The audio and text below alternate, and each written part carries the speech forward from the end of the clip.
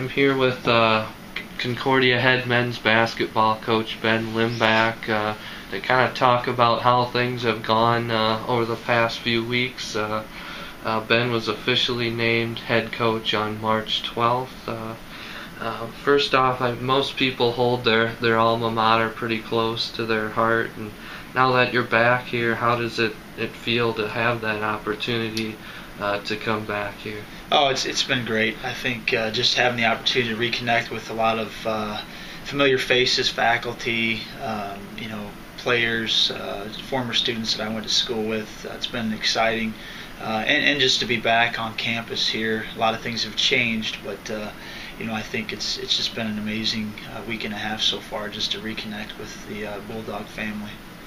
What excited you most when you first realized that you were a candidate for the men's basketball job?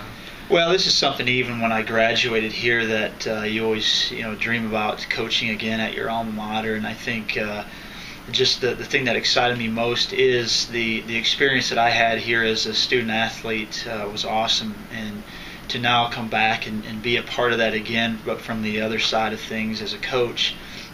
That's really what excited me most, was just thinking about all the great memories that I had and the great teammates I played with and the people that I met, and then reconnecting with those when I got back is something that really excited me. So the program's coming off a little bit of a rough season. What is your plan and your vision for kind of getting the program back on track? Yeah, we have a lot of work to do, and I think we lost some seniors that played a lot of minutes, and so we don't have a large number of upperclassmen. But just in my first week and a half with the guys that are back, they feel hungry. They understand that we have a long ways to go, but they've thus far had good attitudes. They're making progress, and I feel like we need some leaders to step up. I think Adam Vogt, he's battling an injury right now, but he's still involved in leading guys. We need guys like Joel Haywood and Joey Warning, some guys that played some varsity minutes and are getting to their junior year and senior years to really start leading and taking that role. But it takes time. I mean, when you lose that large number of seniors, new coach coming in, learning a new style, system, even though I played here, there's a lot of things different that they're experiencing, I'm sure. So, but they're definitely putting in the effort, and I think I'm excited about what's going to happen in the next few months.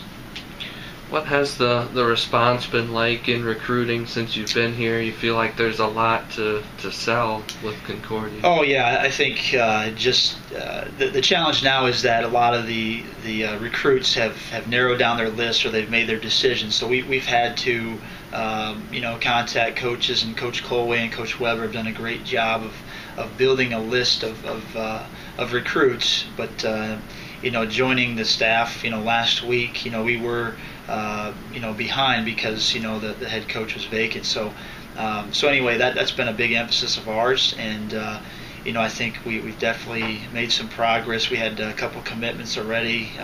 Just got a guard out of Lincoln, a transfer, and so I think we're definitely making some progress and working hard in that area. And we're excited about some of the pieces we have currently, but the ones that we'll be adding too. So, but it's definitely something that we focused on.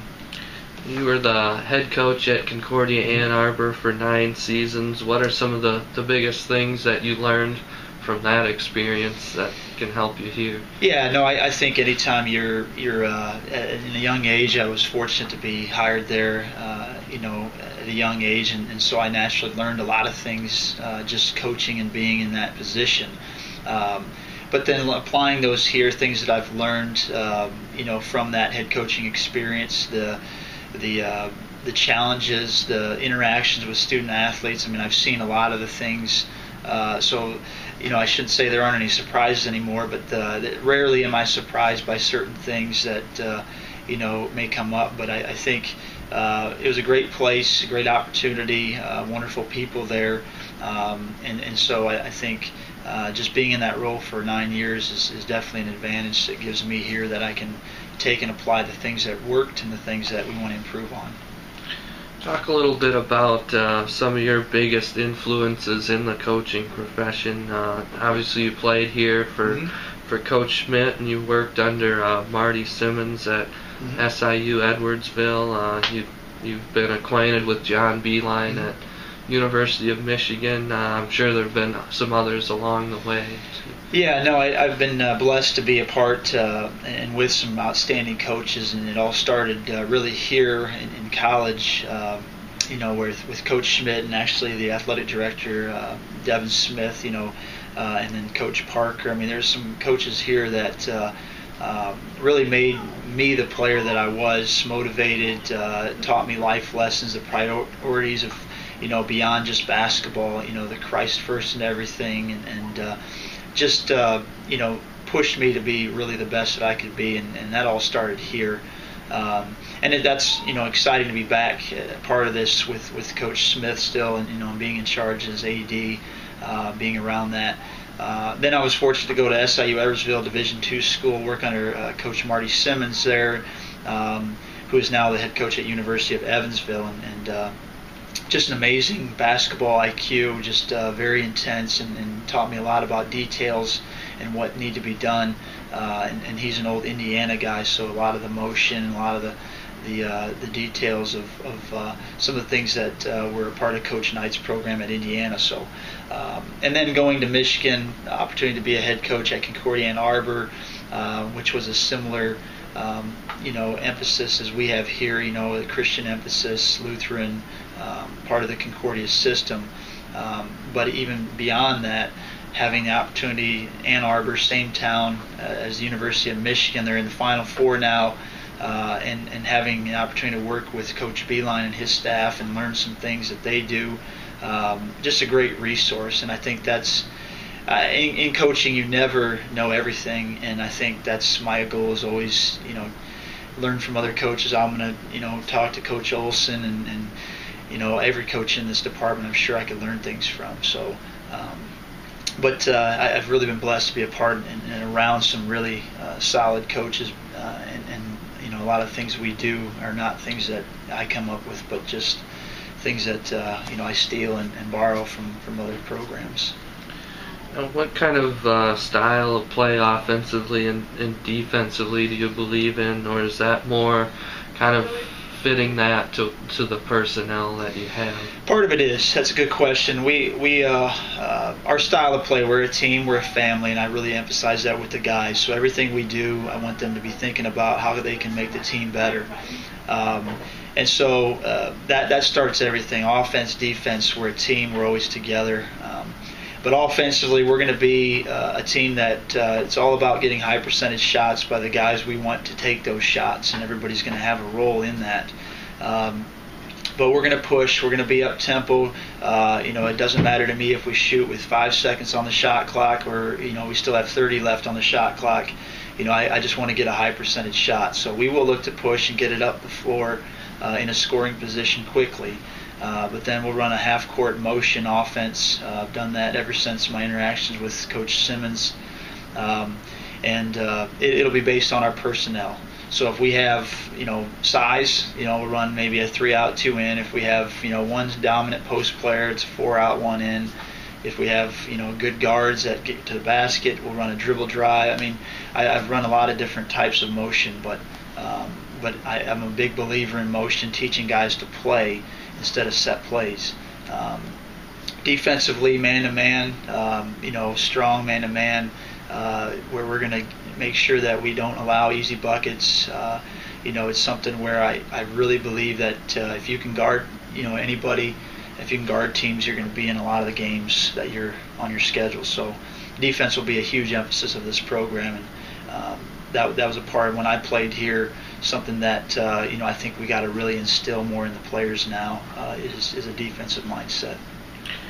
When you played at Concordia, the GPAC hadn't yet formed at that time. From afar, what have you noticed about the conference and kind of what it takes to succeed? Yeah, no, it's a tough league. Probably one of the toughest in the NAI at this level, and I think that's something that we're focusing now in the postseason, talking to the guys about how tough this league is. When I played, it was the NIAC, and a lot of these teams were in that league. The Northwesterns, the Midlands, the Dones, and the Nebraska. I mean, a lot of these teams still around, but then we've added the teams like Morningside and Dort, and some teams that maybe we played against, but they weren't, year in and year out in the league. So I think the league is very strong, and I think we are aware of that. And everything we do, we have to everything we do in the weight room, everything we do just conditioning wise, keep that in mind that we want to be the best in this league. Then we're going to have to work that way. I understand the rest of your family will be joining you after the school year finishes.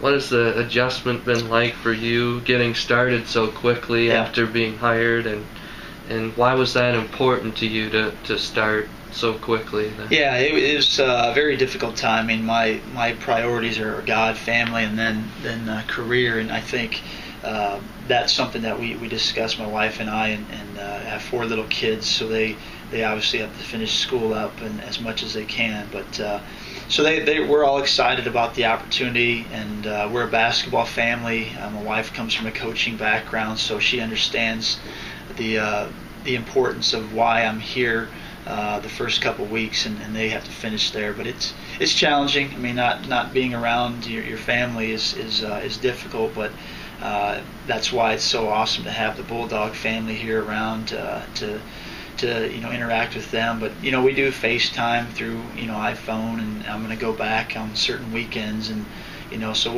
we'll make it work as best we can. But that will be the hardest thing in this transition, is the time away from family. But I think everybody's so excited and anticipating about things that we'll push through it, and we'll get it together sometime in the early part of May.